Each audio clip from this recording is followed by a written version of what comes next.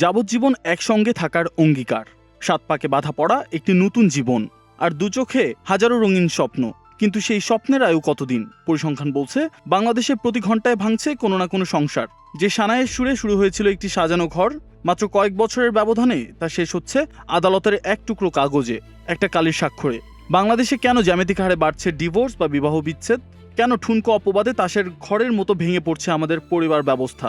আজ আমরা উন্মোচন করব এই সামাজিক ভাঙনের আসল ব্লুপ্রিন্ট।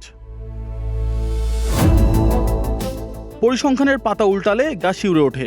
শুধু ঢাকা শহরেই প্রতিদিন গড়ে 30 থেকে 40টি ডিভোর্সের আবেদন জমা পড়ছে। হিসাব করলে দেখা যায় বছরে তা 10,000 ছাড়িয়ে যাচ্ছে।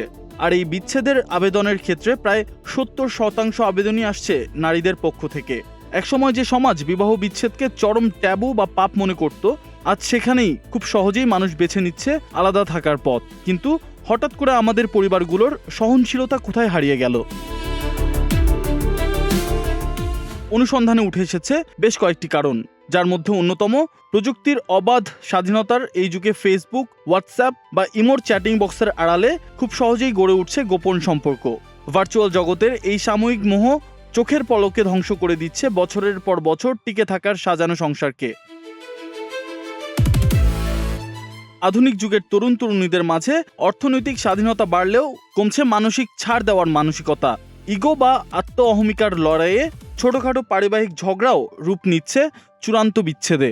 এখনও অসংখ্য পরিবারে নারীরা যৌতুক, পারিবারিক দাঙ্গা এবং স্বামী কিংবা শ্বশুরবাড়ির মানসিক ও শারীরিক নির্যাতনের শিকার হচ্ছেন। এর সাথে যুক্ত হয়েছে মাদকের ভয়াবহ বিস্তার। মাদকাসক্ত স্বামীর অত্যাচার সইতে না পেরে অনেক নারী এখন বিবাহ বিচ্ছেদের চূড়ান্ত সিদ্ধান্ত নিচ্ছেন। নারীদের অর্থনৈতিক স্বাবলম্বিতা ও অধিকার সচেতনতা দিন বদলেছে।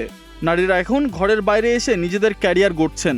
ফলে অর্থনৈতিকভাবে স্বাবলম্বী হওয়ার কারণে তারা আর মুখ বুঝে সব অন্যায় বা নির্যাতন সহ্য করতে রাজি নন, যা তাদের নিজের আত্মসম্মান রক্ষার্থে স্বাধীন সিদ্ধান্ত নিতে সাহস যোগাচ্ছে। দুটি মানুষের অহংকার কিংবা ভুল বোঝাবুঝির এই নোংরা খেলায় সবচেয়ে বড় বলির পাঠা কারা হচ্ছে জানেন? তাদের নিষ্পাপ সন্তানেরা। ভেঙে যাওয়া পরিবারের শিশুরা বড় হচ্ছে এক চরম মানসিক ট্রমা আর একাকিত্ব নিয়ে। বাবা মায়ের এই দূরত্বের কারণে ভবিষ্যৎ প্রজন্ম জড়িয়ে পড়ছে নানা অপরাধ কিংবা হতাশায়। একটি ডিভোর্স কেবল দুটি মানুষকে আলাদা করে না, বরং একটি সাজানো শৈশবকেও চিরতরে পঙ্গু করে দেয়।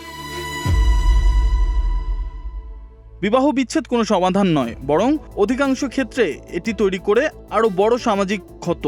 আইন বা আদালত দিয়ে কোনোদিন মন জোড়া লাগানো যায় না। প্রয়োজন পারস্পরিক শ্রদ্ধা, বিশ্বাস এবং যে কোনো পরিস্থিতিতে একে অপরের পাশে থাকার মানসিকতা। রাগ কিংবা ক্ষোভের বশবর্তী হয়ে চূড়ান্ত সিদ্ধান্ত নেওয়ার আগে ঠান্ডা মাথায় ভাবুন, সম্পর্কটা তৈরি করতে কতখানি ভালোবাসার প্রয়োজন হয়েছিল। সমাজ ও পরিবারের এই নীরব অবক্ষয়ের শেষ কোথায়?